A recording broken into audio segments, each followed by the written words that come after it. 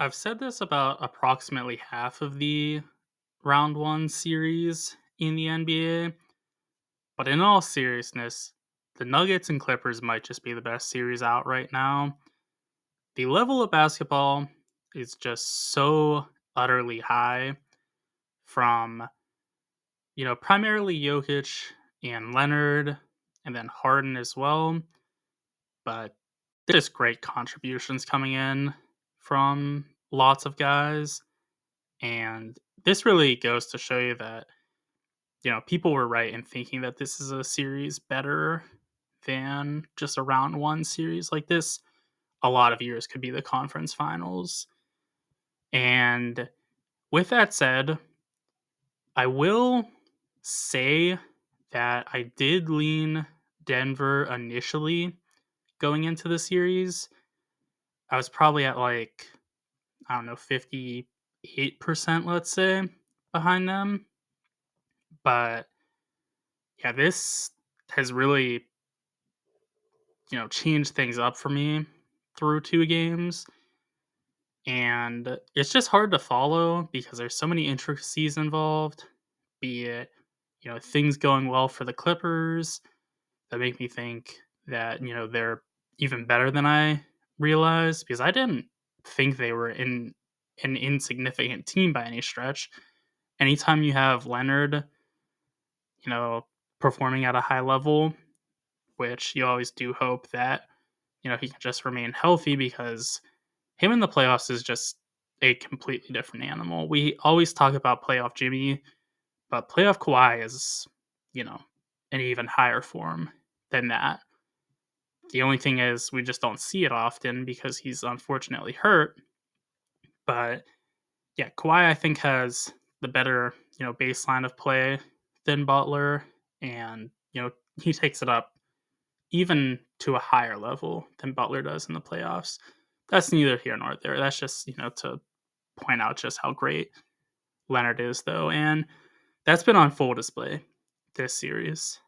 He's making me look very, very foolish because going into the series, I thought that Harden was maybe, like, I was slightly leaning Harden was the best player of the year so far. And the stats definitely made an argument for that when you look at, you know, production offensively from scoring, efficiency, and playmaking. But, when you factor in that Kawhi just takes it up a whole different level come playoff time, you got to roll with Kawhi anytime, he's even relatively healthy, which fortunately, it seems like he is healthy. So, yeah, Kawhi definitely the best player for the Clippers, and that's not even a knock on Harden because Harden's playing at a very high level as well. It's just Leonard is doing things that you just don't see done on the court. Like his efficiency is at, you know, levels that make Steph Curry blush for reference. And, he still does have that elite defense when he locks into playing at that level. So Jokic is playing very well as well. I think we get a little bit, lost in the sauce of just how good Jokic is because I've heard people continually say like, Jokic hasn't really hit his stride yet in this playoff. And I can see some merit to that, but at the same time, he's averaging 28 points on 59% true shooting, which is a lot less than he does regularly. He's on average a 66% true shooting percentage, but he's getting 10 boards, an 11 to 5 assist to turnover ratio, and then 3.5 steals plus blocks called stocks. That's incredible numbers. That's elite players' absolute peak type of production. And he's doing so with Ivica Zubats being, his primary defender. And Zubats, there's been a lot of talk about him just really coming into form this year. He's always been a good player, but he's like all NBA first team level defender this year. And his offensive production has really taken a lift as well. So it's putting extra stress on Jokic. It's a very tough matchup for Jokic. And of course the Clippers, they have lots of good defenders as well. You don't want to get anybody but Zubats matched up on Jokic, but Leonard does have the strength necessary to keep Jokic in front of him at least, and he does have great length to make shots difficult. Harden, similar situation. He's just very beefy and is not going to get pushed around too much, even though Jokic is 100 pounds heavier than him still. The Clippers, they all around have, a lot of defenders they throw at Jokic, and they implore that quite often. They, especially this is going to be, a bit of a critique on Westbrook, but also a critique on the coaching staff for Denver, because it seemed like Mike Malone was getting ostracized, or Michael Malone rather. He prefers to be called Michael. I'm on a first name basis with him like that. He really liked Westbrook, and that was, a problem for some people. And Westbrook is getting, as much time as he ever has in this playoff series, and I do not approve of that. And that has to mean a lot to the Nuggets, what I think. So with Westbrook, the Clippers completely disrespect him. They don't even remotely defend him, especially in clutch time, where they just, make that defender be a free safety and cover, Jokic as a double, or, Murray sometimes when he has the ball. They let Russ shoot because Russ is not making his shots, as he so often does not. So Jokic, his production is hindered by that as well, but he does fortunately have Jamal Murray executing at a pretty high level.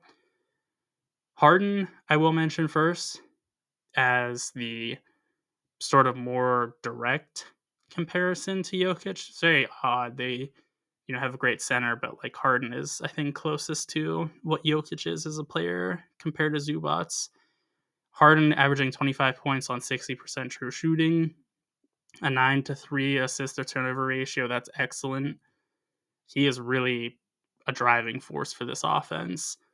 And then, these aren't similar players, but they're the next options, of course. If you can call Leonard the next option, because he's playing as the best player in the playoffs, arguably. I would say it's pretty, realistic to say that. He's playing, as the best in the league right now. Leonard averaging 31 points on 81% true shooting. Dude is efficient in the regular season, averaging 59%. That's just a light 22 percentage points increase. He's not great with his assists to turnovers, 4 assists to 4 turnovers a game, but 3 stocks a game, really showing that he is productive on defense still. And man, he just makes things so difficult on Murray or whoever he's guarding at the time, especially Murray, at the end of games. Leonard keeps Murray right in front of him and contests everything. So Leonard is playing just at an absurdly high level right now. But Murray is also playing rather well. 22 points on 56% true shooting, 6 boards, which you like to see, contributing from, a guard like that. And then almost a 2-to-1 assist to turnover ratio with 7 assists to 4 turnovers. So not bad. But, if you're trying to match up with Leonard and Harden at, really high levels, you need better than that from Murray. And you also need better than that from Jokic, really. Even though Jokic is, again, playing at a very high level, he's capable of doing a little bit more, I'd say. Somebody that's definitely capable of doing even more, though, is Christian Braun, who is really struggling out there. 8 points on 45% true shooting. Dude is one of the most efficient players in the league, averaging 67% true shooting. And he's averaging half as many points as he did in the regular season, as he averaged 15 in the regular season. Zubats, as I mentioned, great defender, super physical, does not get moved off the spot versus Jokic, which is so impressive. Zubac's 19 points on 64% true shooting. That's basically identical to his production in the regular season, but 13 boards to accompany that. That is great. I would say the second best player for the Nuggets has definitely been Aaron Gordon, getting 20 points on 60% true shooting, 7 boards as well. Really getting help from, some of the smaller guys, Gordon being their power forward, but, some of the smaller guys getting rebounds as well, which really helps get things initiated on offense and, prevents second rebounding possessions for the offense for the Clippers. So Gordon doing great, really trying his best against Kawhi. It's just, a losing battle. Kawhi at his best is pretty much unstoppable. Norman Powell been more contributing to Denver's cause than the Clippers' cause, unfortunately for them. 13 points on a disgusting 46% true shooting. 2.5 stocks, though, so that's pretty nice and pretty wild. He's not really a good defender, so that's odd to see. The real thing, though, that just is standing out to me is yes, Brown, and Powell are not playing well for their teams. They're playing, about half as well as they normally would and being way less efficient in the process. Michael Porter Jr., I don't understand his lack of time.